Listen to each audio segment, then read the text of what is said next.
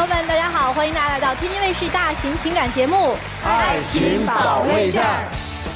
还有一个好消息啊，就是大家如果呢碰到一些法律类的问题，也可以给我们发私信，因为我们节目有强大的律师团队，可以在节目当中帮您答疑解惑。好了，接下来我们一起来认识一下今天我们强大的情感疗愈团成员。Hello， 大家好，我是咨询师周小鹏。爱需要用心感受，长久的爱情需要用心的经营和学习。大家好，我是董斌律师，我将从法律的角度去解读爱情中的是非曲直，守护每一份真挚的情感。大家好，我是莎娜。我们老说呀，越成熟好像越难爱上一个人，其实不是的，是我们越成熟越能发现这到底是不是爱。大家好，我是你们的老朋友曲伟。爱的感觉就是即使用尽全力，但仍觉得亏欠。大家好，我是李阳。在爱情这个命题之下，心动从来都不是答案，心安才是。好的，欢迎各位老师。那接下来呢，我们就掌声有请今天来到我们节目组求助的2组嘉宾登场，欢迎他们。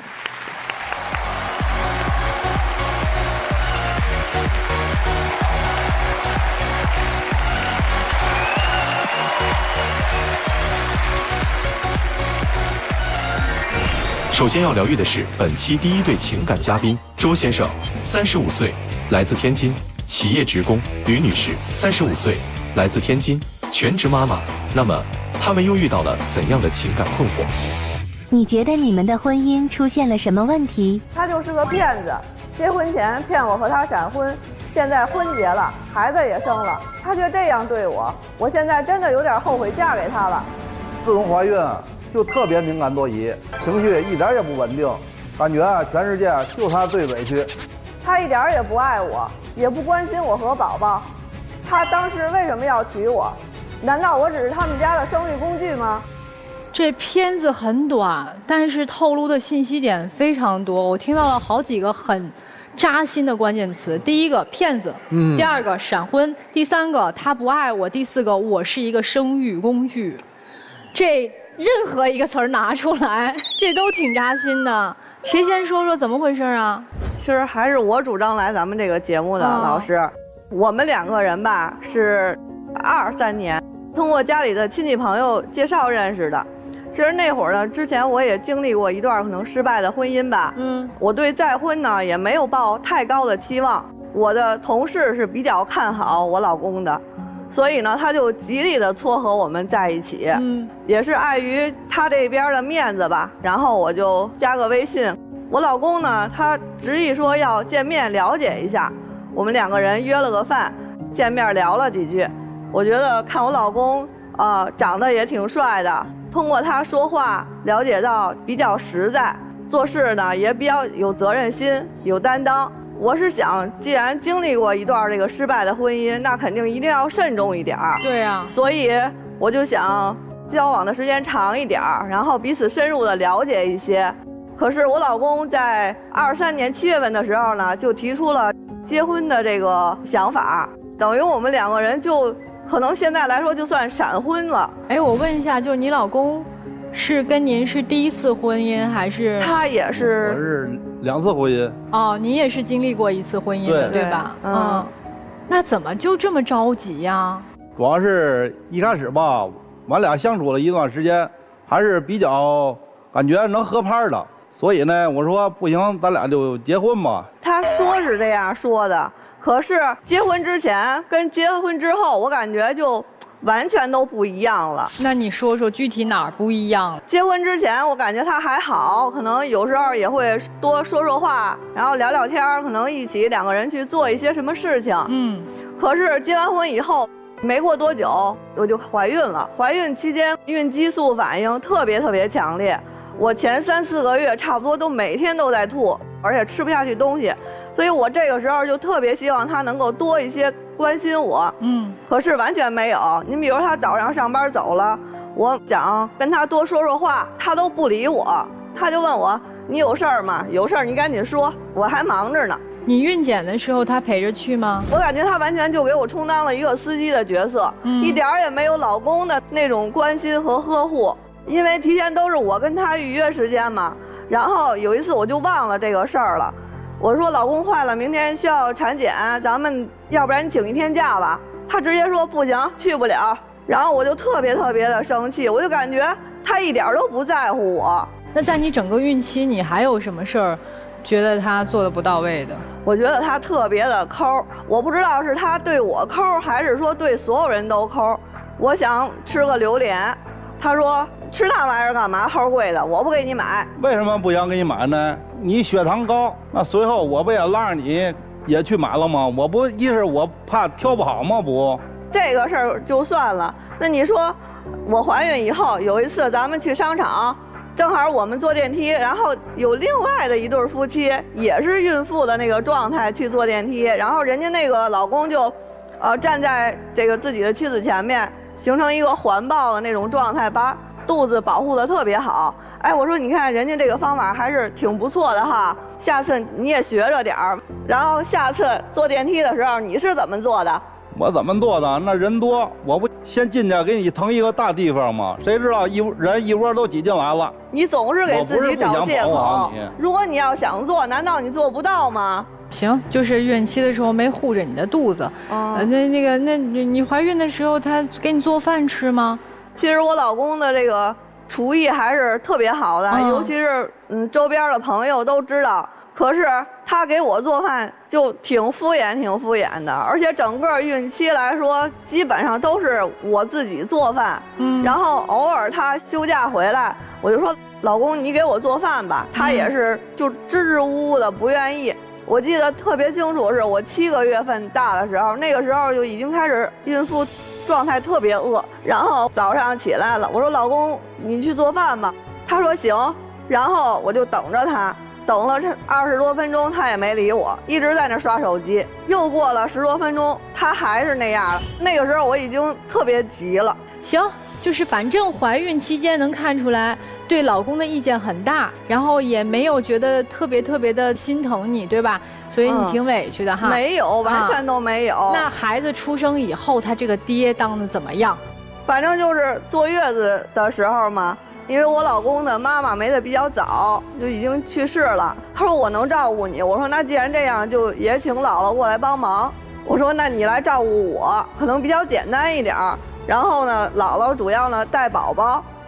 结果你是怎么照顾的？该做饭不也给你做饭吗？你想吃什么，我不也给做吗？是不是？除了做饭，你又做了些什么呢？啊，你说我能干什么呢？给你做饭还不行？他做了什么呢？他一天就给我做3顿饭，把饭给我端到我跟前儿，然后扭头就走了，就回到另一个房间里去了。就是觉得没有跟你有交流，你想要一些情绪上的互动，对不对？对，关心你。至少你比如说，就是你在这儿待一会儿，然后吃完了以后，这个东西你可以把它收走，是吧？然后我吃完了以后，我还得需要叫他。那带孩子能勤快点吗？一个大男人我也没经历过，我只能。你看了吗？他所有都是。我只能一点点学啊，是不是？我不能。学了吗？学的少，确实少。就在我看来就没学。后来现在宝宝也大一点了，然后他对宝宝这方面他也挺不上心的。我们家宝宝3个月他还不太会抱，6个月左右的时候，我让他看孩子，一边看手机一边看孩子。我在厨房做饭，结果呢，孩子都爬到我厨房的门口了，他还在那儿看手机呢。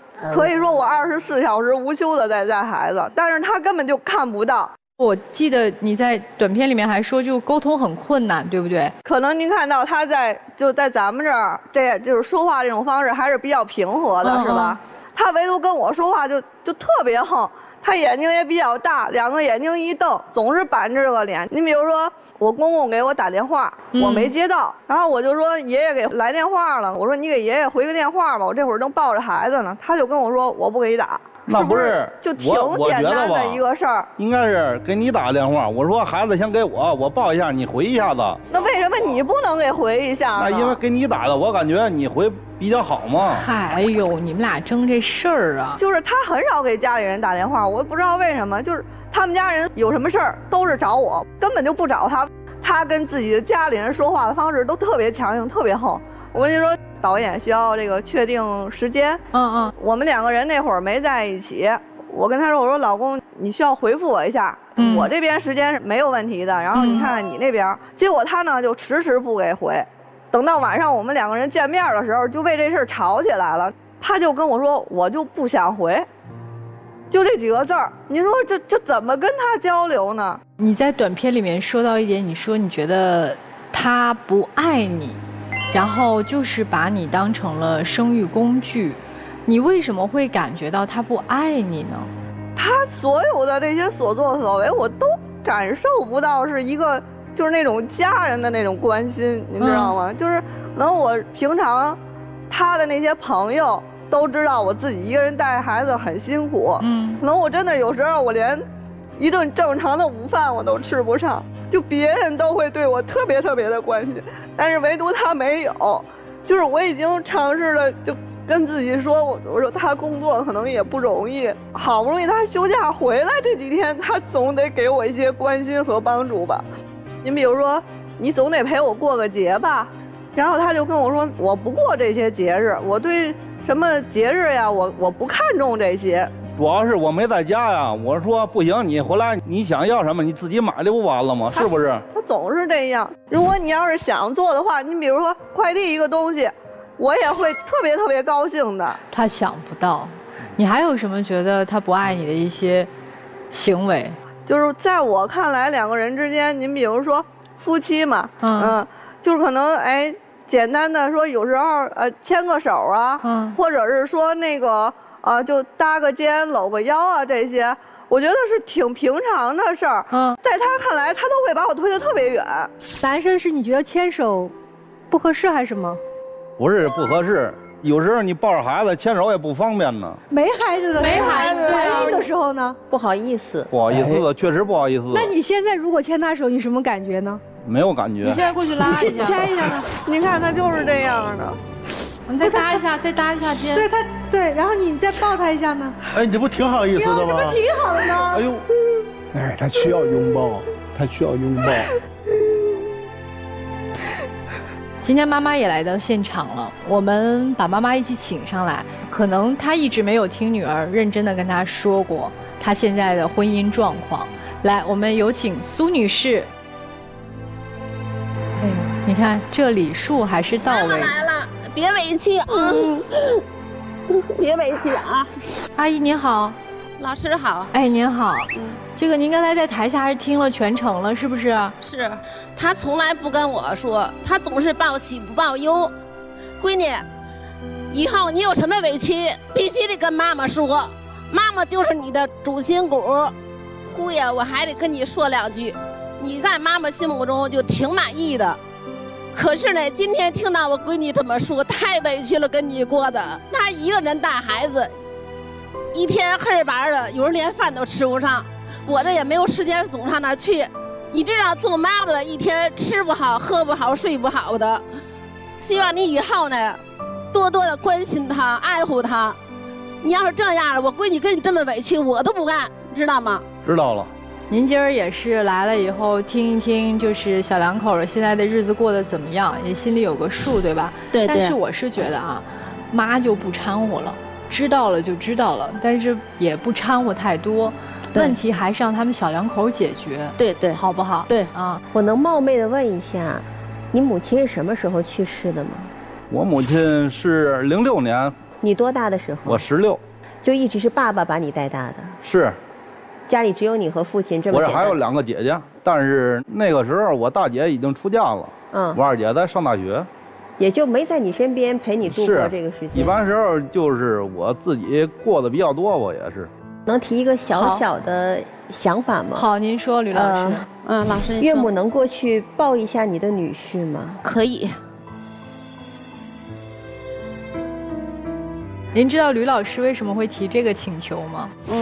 不知道，一会儿说。行，好，我们先谢谢妈妈，妈妈先下去休息一下。感谢您来到我们的节目啊，谢谢您，谢谢。好的，谢谢。来这边请。我们接下来先听一下今天同样来求助的赵先生和陈女士，你们听完他们俩的事儿，有啥想说的吗？其实我挺同情这妹妹的，那她一个人带孩子特别的不容易，我也在她那个阶段过来过，感觉这老弟呢，你多体贴一下他，多照顾一下他。我感觉我这个弟弟啊，现在做的有点不对呀，我现在都有点后悔。我现在已经结婚都10多年了，一个女人个儿带家带孩子真不容易啊，尽量往后多帮她干点吧。还说人家呢，你自己啥样不知道，还说人家呢。哎呦，这也一肚子气呢哈！他是不是也不管孩子呀？不怎么管。没事，这不是也说别人的时候，同时也自我反思。是啊，我现在都有点后悔啊。啊，待会儿咱们听你们的事儿啊。来，接下来我们听听各位老师对你们2个人有什么建议啊？我先跟男生说一个，我们叫一个生活常识：女性在怀孕期间和产后，她有一个内分泌紊乱，会引发情绪的变化，而且变化还比较大。比如说，希望你照顾啊。希望你对他体贴一下，还有希望你多跟他说一些好听的话，多关心他一下。这个是身体导致他的需要，你可能真的需要在语言上和肢体上多给予一点。所以这也是刚才为什么我问你牵他抱他，我会发现你在牵和抱的时候你特别僵硬，你好像自己不习惯。我会觉得它不是公众场合的问题，是你本身对拥抱这件事情你不习惯，包括你跟妈妈拥抱的时候也是一样。好像不太习惯，但是我相信你内心也是渴望的，所以这是你回去要做的，增加一点夫妻的生活的紧密的接触，同时夫妻在一个房间，会对你们的关系会比较好一点。然后这是我想对你说的，但是我想对女方说一点，你理解她吗？我感觉我不理解她。那你能知道她的工作压力能有多大吗？反正就平时挺忙的。这个忙的压力有多大？你刚刚一直在说，你说我一个人带孩子，我有压力，对吧？那他的工作，他的压力，跟你相比是差不多的，还是有可能比你的压力还大的？这个我还没有关注这个问题。我相信他可能有很多的工作压力，他没有办法跟你描述。所以，如果我们在婚姻当中，即便我们生完孩子，或者我们养育孩子过程当中，或者我们就算没有孩子，如果我们不能去理解配偶工作的压力，我觉得2个人没有办法真的走到心到心。你永远不了解他为什么回来的时候他想坐在那个地方，他为什么就想安静一会儿。因为就像比如说我的工作，我有时候回家我一句话不想说，因为太累了，真不想动，我没有办法调动我的情绪再去跟我的家人说话，我太累，我真的就想在那个地方待着。我有时候跟我们家人说，我说我现在不想说话，你们让我安静一会儿，真的就是那个。所以我相信他有他的工作压力，但是今天在台上我只听到你在说你的压力，你没有丝毫说他的压力。那你唯一要做的事情就是我要尽力的去关心对方，去理解对方，我要用对方想要用的关心去给到他。好的婚姻我觉得有个最简单的经营方式，叫有需求明确表达，并且用耐心的温和的话表达你的需要，且引导对方，我们就能把婚姻好好的经营下去。我想从我们遇到那么多失败的婚姻角度去说，我确实对你俩将来的这个关系表示堪忧。为什么？我们说我们有一个统计，离婚的主要原因是什么？就是有点像你俩这样，谈不到一块儿去，2个人都有优缺点，但是都是看到对方的缺点。就是因为那个最普通那句话，性格不合，你们也是没有做到最普通的那句话，相互包容、相互理解。我先说你们的缺点好吗？我要先说这个女方的缺点。我发现你没有长大，这事你自己来就行了，为什么妈妈要来啊？第二是你看所有的这些听你们说话这些细节，你非常的细腻。刚才周老师说的特别好。其实你刚才是认同的，周老师说到这儿，你的反应我是能看到，你是认同男方的工作压力是非常大的。但是他如果真是那么大的工作压力，回来你这样去要求他，他势必会崩溃的。我对男方的说法是什么呢？就是我感觉咱俩有点像，我也是在外边，我和我爱人的这个亲密举动，我也躲。您在家里不躲吧？在家里边不躲，在家里边。他俩是在家里也躲呀。就是也是1前1后走的。男方其实你应该做的什么呢？就是如果在外边不是你在家里边，对吧？你关心他多一点，对吧？还有你发现了吗？你做了很多，是吧？但是你没有表达出来，最后你认为你还委屈，但是对不起，你没有让他看到，他认为比如说一会儿给倒了一杯水，是你给他倒了一杯水放这了，他就认为是我妈给我倒的，你没有说呀。我就想起来我们有一句话叫会做还得会说。哎，对，你得表现出来啊，你不表现出来。他又是一个追求细腻的人，他需要这样温暖。你又是一个我净做我不说，不行，要去改。我相信你们能够越来越好，但是你们必须每个人都有自己优缺点，把自己的缺点尽量的给它压到最低，发挥自己的优点。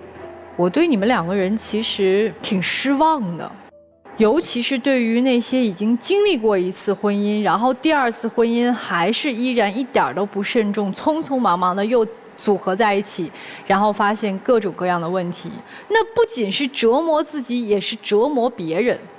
女生一直在强调啊，交往了4个月他就提结婚了，你不嫁你们俩能结吗？那不还是你也要着急嫁吗？说白了，你嘴上一套心里一套，你跟他正好一样，他也是心里想的嘴上说不出来，你是心里想的嘴上说出来的不是那样。拜托，你嫁的是一个什么样的人？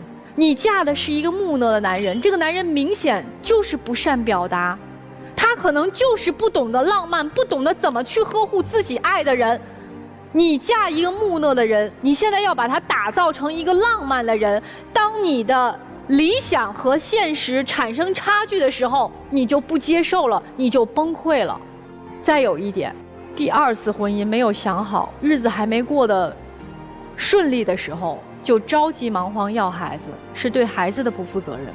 我说句实在话，姑娘，在这个关系当中，你爱他比他爱你爱得多。为什么你现在会特别的失衡呢？因为其实最想嫁的那个人，最想生孩子的那个人是你，人家是被动的，所以你现在着急呀。你觉得这个今天琢磨他是不是爱你，明天琢磨他是不是一个好父亲，等等等等，你对他的要求就越来越高。如果这段婚姻想维持下去的话，你就要放轻松，降低对他的期待和要求，否则的话你会把他逼走的。我们经常跟所有的女生说一句话，说细节这个东西啊，如果我说了你才做，它就会显得很廉价；如果我说了你都不做，我就会显得很廉价。你不要让你自己在这段婚姻当中看起来那么廉价。我说3点，我看到的真相。第一点，你老公没有变，变的是你，因为你之前刚才说了一句话透露了真相啊。以前我是迁就他，那现在不想迁就了。我怀了孩子，我生了孩子，我辛苦了，你就得要多付出。你明明知道他是一个不善于表达的人，但你要求他一定要表达出来，因为我需要。但为什么一开始在谈恋爱的时候你不说呢？所以你在变化，他基本上还是这样。因为你看他对于自己的至亲啊，他都用了一样的态度。他并不是对你不好，而是他一种原生家庭给他造就的这么一个状态，他是比较不善于表达内心的柔软。这背后是什么呢？要说出第二点，有的时候啊，懂一个人比爱一个人要重要。你们之间互相是有爱的，只不过表达方式是不一样的。所以你要求他要不断的给你输出，来去填补你内心那些起伏，但是他不是那样的人，你不够懂他呀。你也不知道说他造就了如此的这种状态，他内心纠结不纠结，痛苦不痛苦，因为来自于他原生家庭的成长经历。第三一点，闪婚造成的是我们之前没有上过的课，你婚后得补。如果说你对这个人了解的不够透的话，你就去了解，去包容，而不是挑剔指责，这只会让你们之间的关系越来越远。其实我们说婚前你谈个2年恋爱和你4个月恋爱区别在哪儿？不就把磨合的一个过程后置了吗？但这个人不错，他对人很直，他愿意去付出，去实际做，换来对方的一个理解。他这个特点会导致蛮多的人不理解他，内心很痛苦，他需要别人懂他。我延续着刚才曲总说的这个话呀，这一个懂字，我上来直接先给2位一个建议。我觉得这桩婚姻如果走下去，不是没有治疗的方法，但是你们要听懂我说的这4个字，叫做互为父母。你得知道他真正缺失的那个东西是什么。我觉得刚刚2位站在台上，尤其是妈妈上台之后，我为什么要让妈妈说过去拥抱一下你的女婿？我看到他动作肢体上的不协调，他的紧张。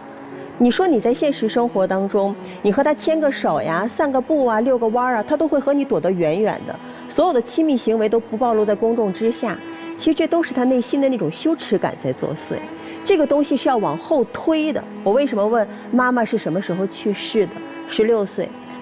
其实他比你委屈更多，他的需求比你要更大。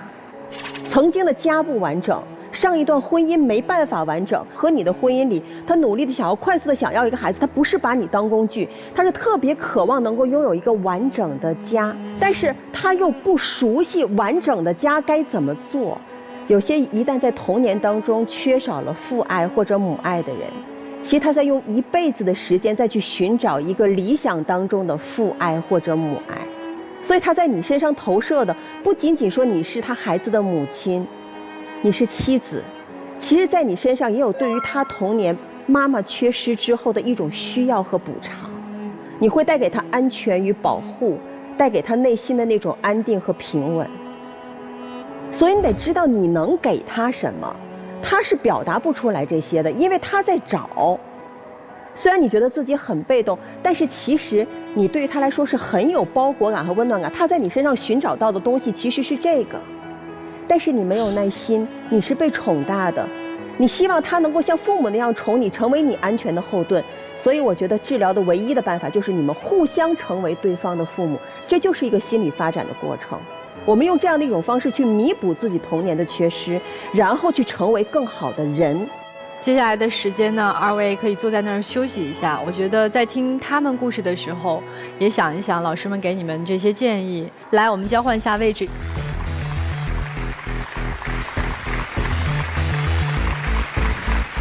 本期第二对情感嘉宾赵先生，42岁，来自黑龙江务农；陈女士，44岁，来自黑龙江务农。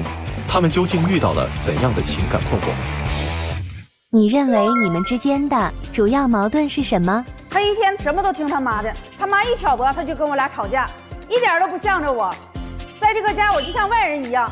他一天净瞎想，好多事情明明他做的不对，我妈妈说他两句呢，他还不乐意，真不知道他怎么想的。就是因为他妈给他撑腰，他越来越大男子主义，这样的日子我是跟他过不下去了。他就是看不惯我们，一天没啥事净跟我们吵吵，这样日子我还过够了呢。哎呦，这俩一个过不下去了，一个过够了。过够了。这发生什么事儿了？啊，我就是不想跟他俩过了。他喝了酒回家，我把他挂在外面不让他进屋，他就咣咣踹门。大半夜的，我寻思那我就开个吧。进屋了他就跟我俩生气，鼻子鼻子脸不脸的，我俩就吵起来了。跟我闺女都吵起来了，看我俩吵起了，吵得还挺凶的。我闺女跑他大爷家，离他大爷家近了，我们都一个小区的，给他大爷大娘叫来了。他看他哥他嫂来了，跟我俩更使劲了，要揍我，要动手啊？对，他要动手打我。没打吗？不是喝点酒有点冲动吗？啊，那非得打我身上。那他大哥和嫂子在那，他大哥给他拽那屋去了。后来我就走了，我就不想跟他俩过了。这已经走了10多天了，给他妹妹家呢。你去妹妹家找过人家吗？找过，视频呢，是我上他家去都去过。我就不想跟他俩过了，连我妹妹都说我不让我跟你俩过了，还跟你俩过啥呀？你妹，你老听你妹的干啥呀？不咱俩过日子吗？我不同意啊！我现在替我姐说2句话。有，我是她妹妹。妹妹来了，来欢迎一下妹妹啊！今儿是来给姐撑腰来了是吗？并不是说给我姐撑腰来了，就是我姐受到的委屈吧，我现在感觉替我姐感觉到不公平。你姐在你家住了多长时间了？有10多天了吧。但是我姐姐没有跟我说我姐夫对她动手的事儿，她没动成，她就是有那么个动作。但是要想对女人动手，那是一个好男人吗？是不是？这个事儿你不能给你老掺和，掺和越掺越事儿越大，过好个事儿得了。那你要对我姐好，我能掺和吗？我能希望我姐走离婚的这条道路吗？不可能吧。我希望你们一家3口是不是和和美美的在一起？我外女那么大了，也要考高中了，是不是高考了？啊！但是呢，你怎么对待我姐的？我姐在你家这一年受了多少委屈？不然她能回到家吗？能回到我这个家吗？妹妹，你平时跟这姐夫关系怎么样？关系还好，就是平时我们。他这有事儿，我看好他是真像他姐姐。那不然像着你呀？对呀，那你这话说的咋的？我们家没有人呐。他要是这样式的呢，我宁可把我姐领我家去，我照顾我姐后边。不是，那领你家这得说有个说法呀，这是过还是不过呀？那要一直这个态度还能过吗？你可能也不记得我上咱们这个栏目组也来过。对，哦，你来做过嘉宾求助过是吗？对对。所以你姐是你介绍来的是吗？我跟我姐提了一句，我感觉咱们这个爱心保卫战嘛，给解决的还挺好，就证明你是信任我们的，对吧？对。哎，那就今天他们俩的事儿就交给我们，我们看还能不能帮他们把这个问题解决一下。好不好？行，辛苦各位老师了。谢谢妹妹，来，我们先下去休息一会儿啊。辛苦你们了。哎，谢谢谢谢，那放心的交给我们。妹妹上来这一顿说，是不是心里气儿稍微消了一点啊？特得劲儿。我听出来，那个短片里面主要表达的是跟婆婆好像之间有一些矛盾，就总觉得她听她妈妈的话，是吧？对。那咱从头说说怎么跟婆婆结下了一些疙瘩。先这么说，我俩就是经过媒人介绍认识的。就媒人领着她还有她妈妈上我家去相亲去，但是婆婆一去一看我，她就没相中我，她相中了，完人媒人说，你看你儿子相中了，让俩小孩处处呗。我俩处了几个月，他妈看着我俩处的挺好，我俩后来就结婚了。我那时候寻思婆婆不喜欢我，以后结了婚了，就是处一处，慢慢时间长了不就喜欢我了吗？那不就是俩人就是感情上接触不就能喜欢我吗？但是婆还是不太喜欢我。结完婚，我俩半年之后我就怀孕了。07年我就生下我女儿，但是我婆婆一看我生个是女孩，婆婆就不高兴，那嘴撅的，哎呀妈，都能挂大油瓶的。坐月子，他妈都不咋伺候我，也别说不伺候我，也伺候我，给我煮一盆粥，够我吃好几顿的。这孩子那时候不有戒的吗？那时候都实行洗尿戒的啥的吗？婆婆也不帮我干。完我就让他整，我说你去洗洗，你猜他妈说的啥？别洗，让自己洗。谁家老爷们干这活？我有个小姑子，我小姑子也结婚了，但我小姑子人争气啊，人家生个小子，我婆婆可稀罕小了，稀罕人家孩子，那隔三差五就接俺家了，又给人孩子又买吃的买玩的。你们跟婆婆住在一起是吗？住在一起。行，这就知道，就是觉得啊，婆婆对小姑子是一个样，对我又是另外一个样，非常的双标，对吧？又觉得婆婆不帮着带孩子，你对婆婆还有啥怨气？那我家要是那种这他妈养点东西啥的，鸡了鹅了，我记得那次回娘家。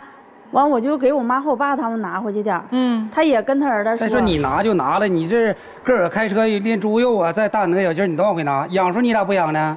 但你跟他说一声啊。那我不是这家人呢，我跟他说，我又不是说上别人家拿去了，上别人家拿我属于是偷，是不是？那我在咱家拿还不行，我非得告诉你妈一声。那不他养的吗？他能来？他养的，我就是拿这点东西权利都没有。哎，不是拿家里的东西给娘家，确实应该打个招呼吧？我就感觉那是我家，我拿了就拿了。那我就感觉他啥呢？他这些结婚这些年就太顾家了。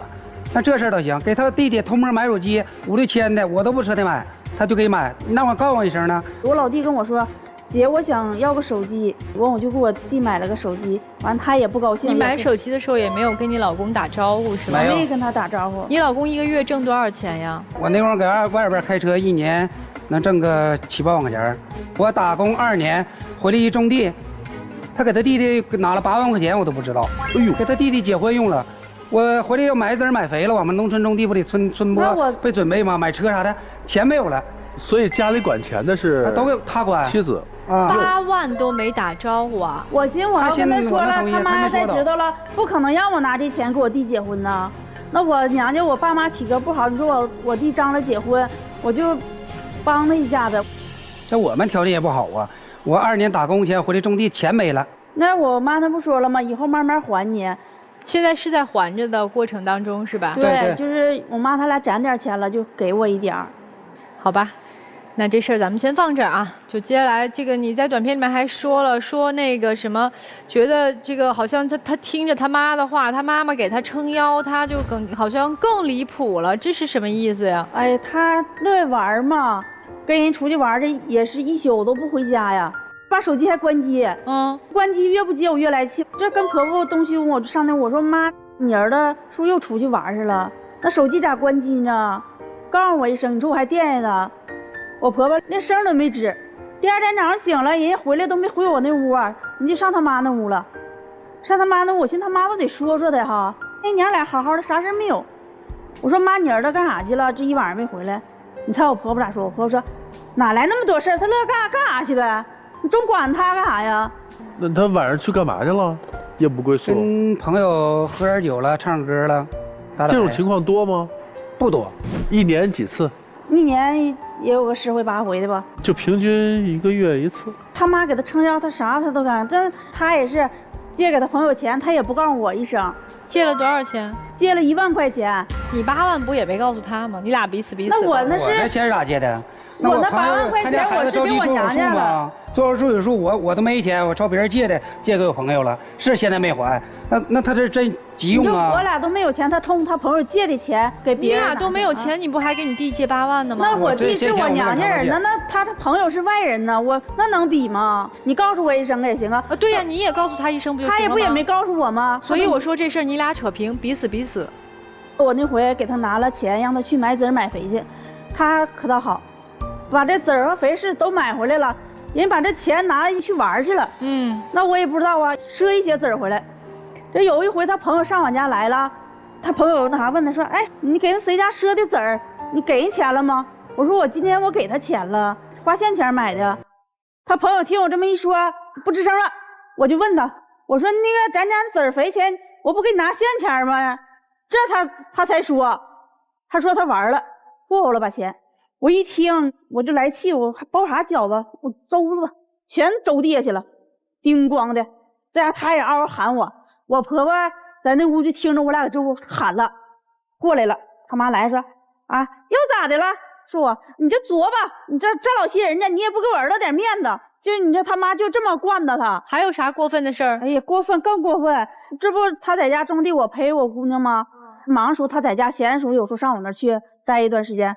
他有一回去了，你说我就拿他这手机，我这一看有个聊天记录，我一瞅这女的我还认识，发的微信是早上好啊，完还有2句说什么睡了吗？你啥时候回来呀？我一瞅这他同学我都认识，那同学是离婚的，带个小女孩。那要怕你看的话，我不是早删去了吗？那之前的聊天记录我看见了吗？那就那2句，那是你没删，让我碰见了，要不我能知道吗？再说一个同学之间聊天有啥的？我没在家，我知道你俩干啥了。一天啥事到你这吧，你就想的多。完我就打电话，我跟他妈说，我说妈，你儿子跟人聊天。我婆婆说你别一天哪一神一鬼的，我儿子可不是那样人。我说好，你儿子不是那样人，那个你跟你儿子俩过吧，我不跟你俩儿子过了。我婆婆说啊，你不跟过不过拉倒，走了我跟儿子再说媳妇儿，我跟我儿子说大姑娘。你说气不气人？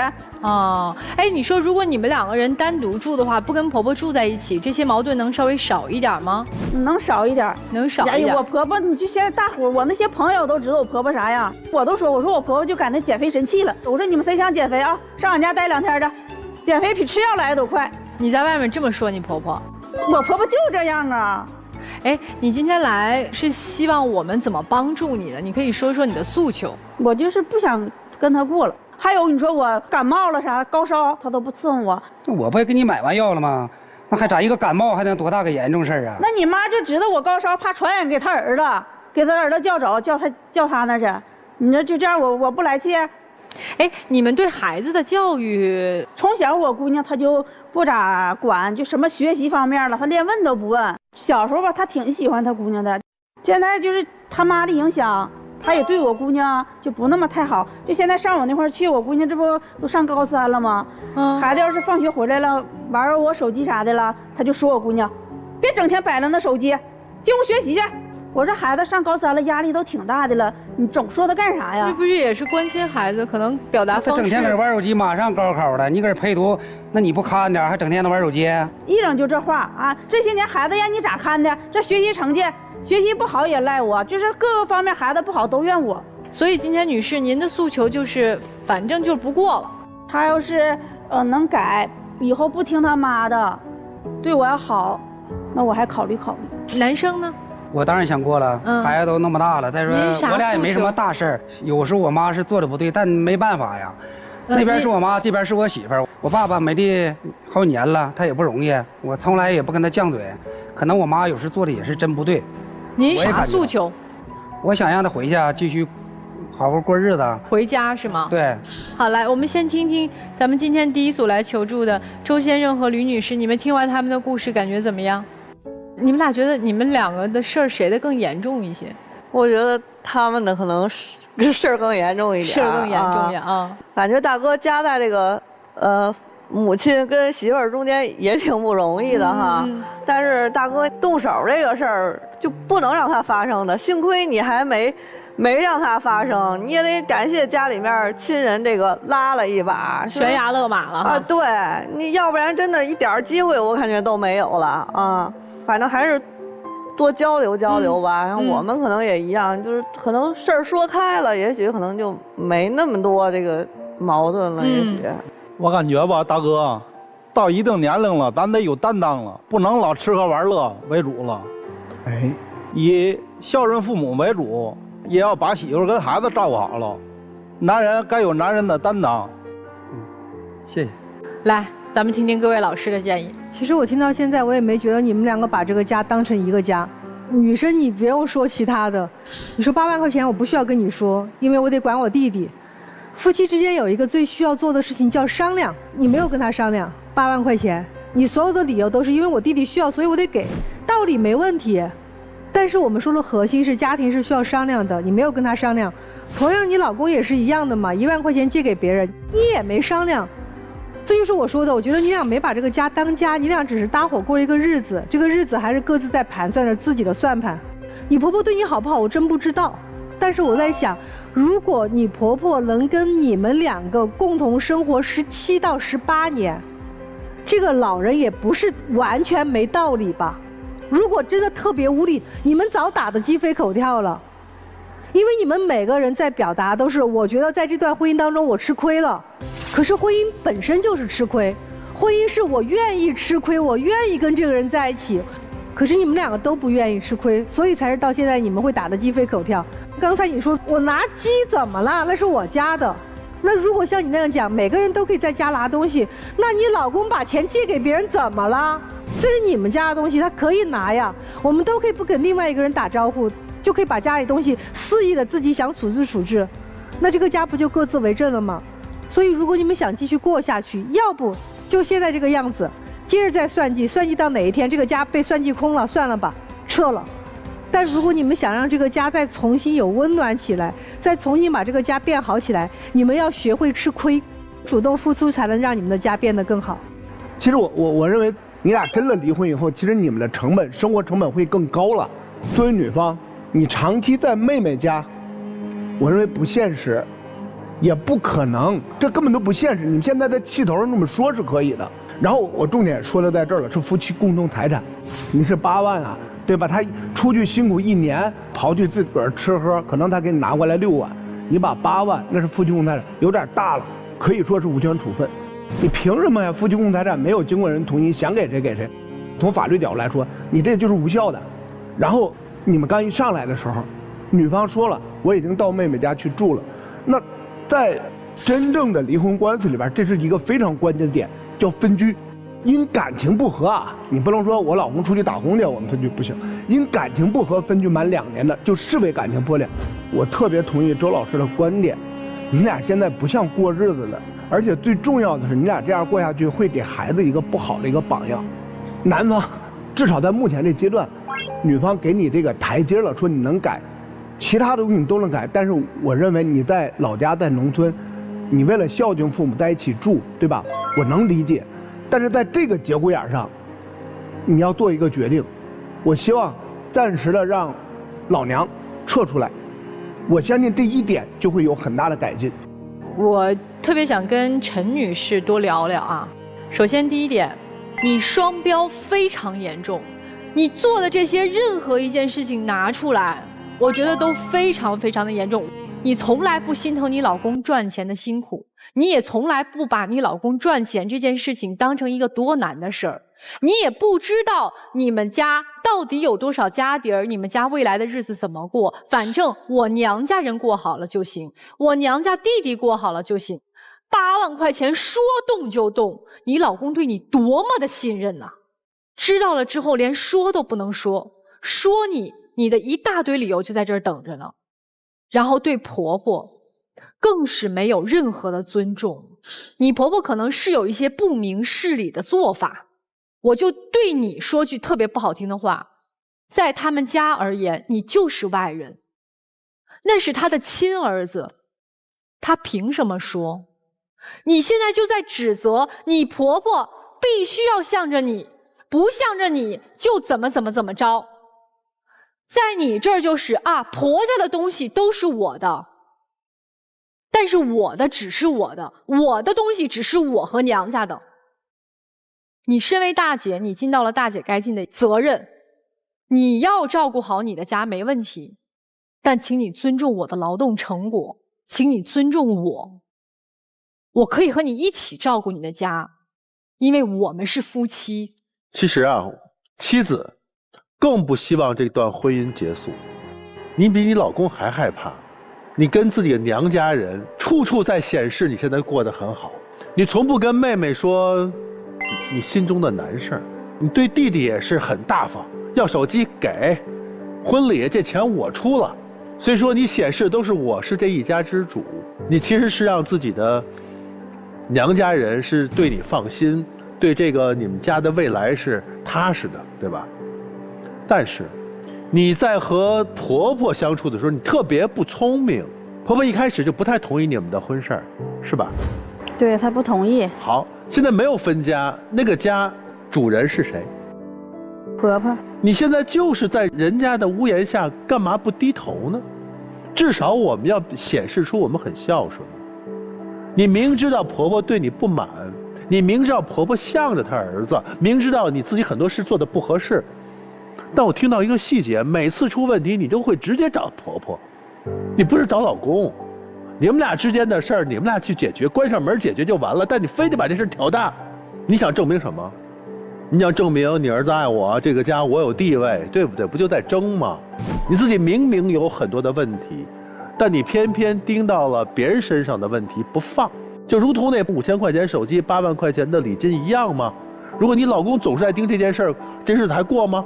既然咱们这么看重这段婚姻，干嘛不就事而为，非得要逆流而上呢？明智一些，你的地位，别人对你的尊重，不是你争来的，是你做到的。你做到一心一意为这个家的这个幸福做努力，而不是一旦什么事都分出个对错，然后一定是我比你强，强调自己的地位。但是实际上呢，你很多东西都是别人给你的。她丈夫，你母亲做的很多事儿，你是知道她做的欠妥当的。咱这媳妇儿在家里头，咱应该照顾，因为人家内心的这个不安全感是有的，得需要咱们真正的为人家挡风遮雨。如果家里这点事儿，这2个女人都摆不平，到外面去也成功不了。咱先家和，外头的事儿呢才能兴起来。首先，我觉得在女孩你这块儿，在努力证明一件事情，就是证明给自己的爸爸妈妈，你可以把自己的生活过得很好，你是可以被依靠的，而给父母面前去证明你是行的，排在了你和你丈夫的关系之前。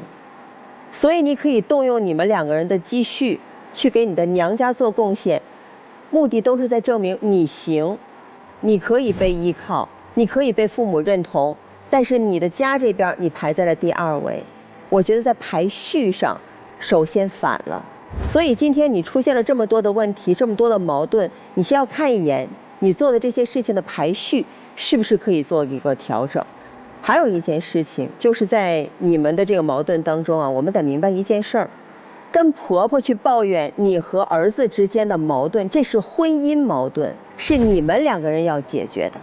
孝顺妈妈，婆婆和你们之间的沟通和你的互动是你和婆婆要解决的，你们之间的问题是你们自己要去处理，而不是告诉周围所有的人，大家都来掺和进去，他要打你，马上冲出来亲戚拦住了你们，所有的人都介入进来了。咱们就讲啊，自己的事情自己处理，你只能做好你自己能做的事儿，你不能把其他的人搅进你的生活里。2口子之间好多事情其实不讲理，不讲谁对谁错。如果一旦变成讲理的话，这日子就没法过了。他要讲情，所以你们得学会关上门处理你们俩自己的问题，不要把自己那么大点的事儿惹得全天下都知道，这对你们不好。而且你刚才特别说到了一点，说你的朋友们都知道你婆婆是个什么样的人，你朋友听谁说的呀？听你说的还是听别人说的呀？如果是听你说的，那就是你在刻意加大矛盾；如果是听别人说的，那是远近闻名。所以你不要用你的有色眼光，把家里所有的人都贴上这个标签，这对你和你先生之间的感情一点好处都没有。我觉得我言尽于此吧，自己想，好吗？谢谢。好，谢谢吕老师啊。我希望二位也能好好的、认真的想一想、思考一下，好不好？接下来的时间，请两组嘉宾回到转门后，决定是否要出来。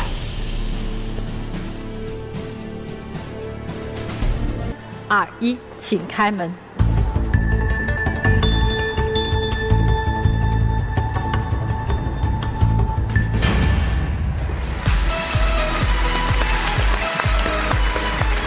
我也听了各位老师跟我说的这些，可能之前我也不太懂。其实我来咱们节目，我也是希望我老公就是多跟我说一些，然后也能让我更多的去就是了解他。先生呢？以后多跟他沟通，多做一些实际的行动啊。我觉得你实际的行动其实做的还可以了，主要是要张嘴说，是更主动一些啊。对，然后你心里想啥，你得说出来，对不对？对，做了那么多，让他看到。这事儿啊，不懂，但是别跑。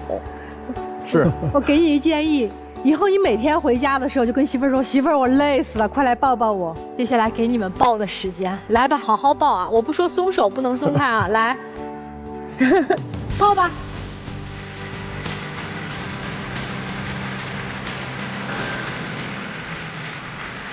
好好过，好了，哎呦，可以了，抱抱的感觉怎么样啊，先生？温暖。记住温暖的感觉，在两个人的生活过程当中是时常需要这样的温暖的。来，今天妈妈来了，我们把妈妈再请回到台上吧。妈妈有什么祝福的话想跟他们说？我看到他们两人现在这样，我心里非常的高兴。我希望他们俩以后呢，互相的理解，互相沟通，有什么事情呢，说开了就可以。希望他们小家庭过得幸福美满。非常感谢3位来到我们的节目，祝你们一家子幸幸福福、团团圆圆的，好不好？谢谢你们，谢谢老师。来这边请。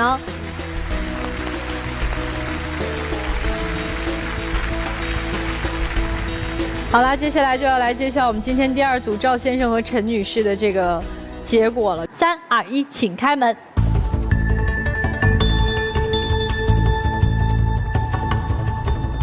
非常感谢这节目对我们说了这么多事儿，说到我俩心里去了，感觉我有些事情做的确实不对。往后我都得改。以后我也改改我自己的脾气，跟婆婆呢也好好相处，也体谅一下她在我俩中间的难，也多体谅一下我老公。希望你们俩真的能都反思一下自己身上的问题，这日子才能过好，不能老去指责对方，对不对？来，我们再把妹妹请回来吧。这个是我最想看到的结果，特别高兴，我真的好，谢谢你，谢谢，特别感谢你啊，也谢谢姐姐和姐夫能够信任我们的节目组。最后祝你们一家子都开开心心的，幸幸福福的，好不好？谢谢你们来到节目，好，来这边请。好了，接下来呢，让我们一起进入婚恋新说法。我被背叛了，我发现我老公背着我给其他女人转账，有1314、520，也有188、888的，一共多少我没统计，但肯定是不少。我提出了离婚，我老公同意了，我该不该把这些转账的钱要回来？我能要回来吗？当然要。根据民法典规定呢，我们在婚姻关系存续期间所取得的财产就是夫妻共同财产。那么你老公不能一个人把这个财产给了一个有不正当关系的异性，这是无权处分。另外就是赠与合同无效，为什么呢？因为你老公是把夫妻共同财产给了一个有特殊关系的第三者，他属于违背公序良俗，这种赠与是无效的。我们当然可以把这个钱要回来，您清楚了吗？好的，这就是我们这一期的爱情保卫战了。非常感谢大家的收看和陪伴，也谢谢各位老师，我们下期再见。